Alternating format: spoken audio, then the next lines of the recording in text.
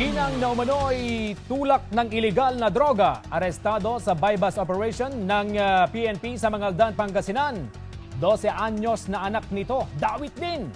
Dahil siya raw mismo ang nag-abot ng biniling shabu. Nagka-alerto si Joan Punsoy.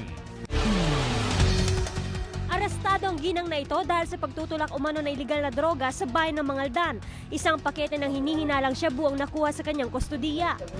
From yung mga previous operations namin, nagkakaroon ng link analysis, link diagram na itong mga nahuhuli namin na mga unang drug personality, dito sila kumukuha. Nasa kustodiya rin ng pulisyang 12 anyos na anak ng sospek na kasakasama umano nito sa iligal na transaksyon.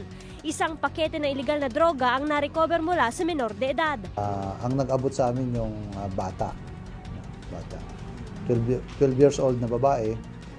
Not exactly, pero nagiging parang sideline niya, courier yung tawag yan.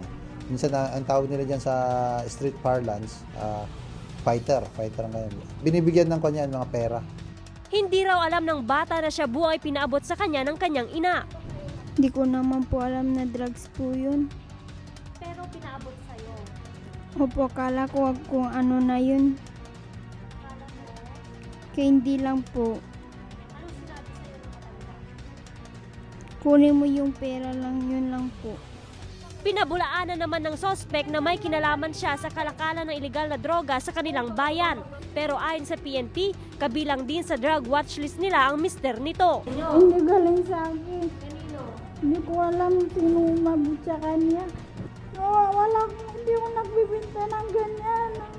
I-file lang namin yung case, no? Depende na yun sa fiscal office kung ano magiging disposition nila, kung ano yung magiging advice nila. Basta i-file lang namin yung drug pushing case o Section 5 ng RA 9165. Joan Punsoy naghahatid ng Balitang Amyanan.